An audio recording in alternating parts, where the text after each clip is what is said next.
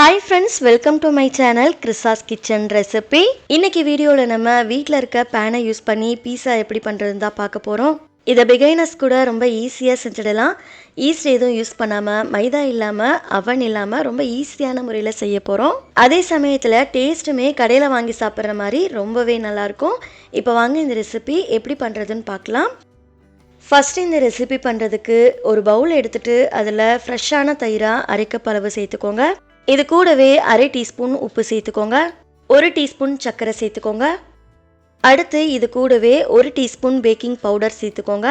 1 table spoon எண்ணெய் சேர்த்துக்கோங்க. சேர்த்துட்டு ஒரு விஸ்கு வச்சு இதை நல்லா கலந்து விட்டுக்கோங்க. ஒரு 2 நிமிஷத்துக்கு இதை நல்லா கைவிடாமல் கலந்து விட்டுட்டே இருங்க. இதில் நம்ம பேக்கிங் பவுடர் சேர்த்துருக்கோங்கிறதால மாவை நல்லா கலக்கும் போதே இது மாதிரி நல்ல பபிள்ஸ்லாம் வர ஆரம்பிக்கும். உங்ககிட்ட பேக்கிங் பவுடர் இல்லை அப்படின்னா அதுக்கு பதிலாக நீங்கள் பேக்கிங் சோடா கூட பயன்படுத்திக்கலாம்.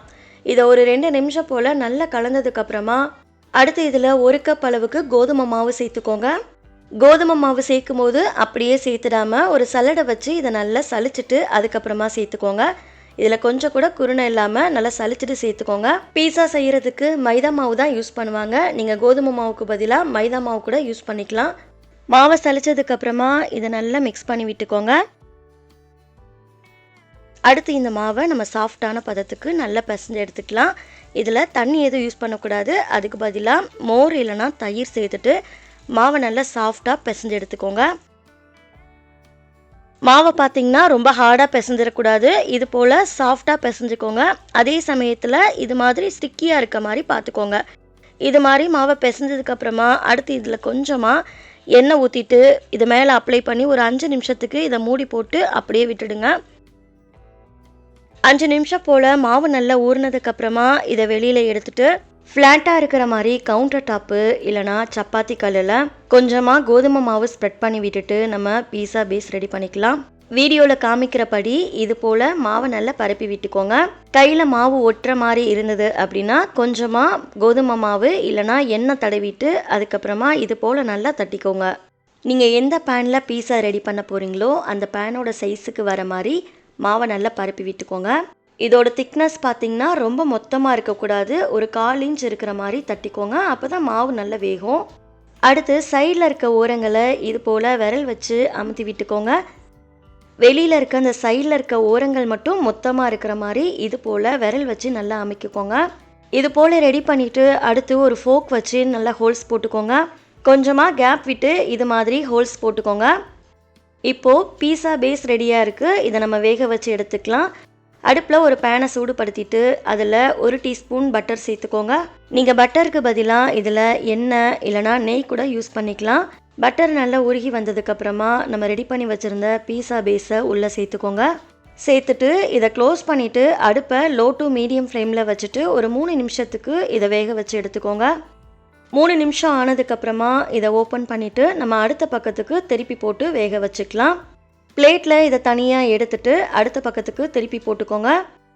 இப்போது இதையும் 2லேருந்து 3 நிமிஷத்துக்கு அடுப்பை லோ டு மீடியம் ஃப்ளேமில் வச்சு வேக வச்சு எடுத்துக்கோங்க. 2 நிமிஷம் ஆனதுக்கப்புறமா இதை ஓப்பன் பண்ணிக்கோங்க. ஓப்பன் பண்ணிவிட்டு இதை நம்ம அப்படியே ஒரு பிளேட்க்கு மாற்றி திருப்பி போட்டுக்கலாம்.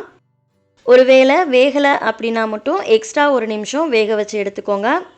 இதை திருப்பி போட்டதுக்கப்புறமா ஸ்டவ் ஆஃப் பண்ணிவிடுங்க. ஸ்டவ் ஆஃப் பண்ணதுக்கப்புறமா இதுக்கு மேலே கொஞ்சமாக பீஸா சாஸ் சேர்த்துக்கோங்க. பீஸா சாஸ் இல்லை அப்படின்னா நீங்கள் அதுக்கு பதிலாக டொமேட்டோ கெச்சப் கூட சேர்த்துக்கலாம். நல்லா இது போல் ஸ்ப்ரெட் பண்ணி விட்டுக்கோங்க. அடுத்து இதுக்கு மேலே கொஞ்சமாக மொசரலா சீஸ் சேர்த்துக்கோங்க. உங்களோட விருப்பத்திற்கேற்ப சீஸ் அதிகமாக கூட சேர்த்துக்கலாம். சீஸை இது போல் ஃபுல்லாக ஸ்ப்ரெட் பண்ணி விட்டுக்கோங்க. அடுத்து இதுக்கு மேலே கொஞ்சமாக கட் பண்ணி வச்சுருக்க கேப்சிகம், வெங்காயம் கூடவே கொஞ்சம் தக்காளி இருந்தாலும் சேர்த்துக்கோங்க.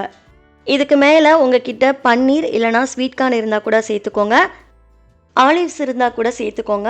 அப்போது உங்களுக்கு கடையில் வாங்குகிற பீஸா மாதிரி பார்க்குறதுக்கு ரொம்ப நல்லாயிருக்கும். கட் பண்ண வெஜிடபிள்ஸ்லாம் சேர்த்ததுக்கப்புறமா இதுக்கு மேலே கொஞ்சமாக உப்பு சேர்த்துக்கோங்க.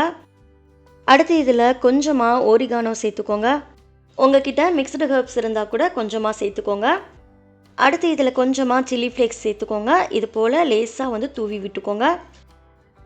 அவ்வளோதான். கடைசியாக இதில் கொஞ்சமாக மேலே சீஸ் சேர்த்துக்கோங்க. சேர்த்துட்டு இதில் கொஞ்சம் கூட காற்று போகாத மாதிரி நல்லா க்ளோஸ் பண்ணிக்கோங்க.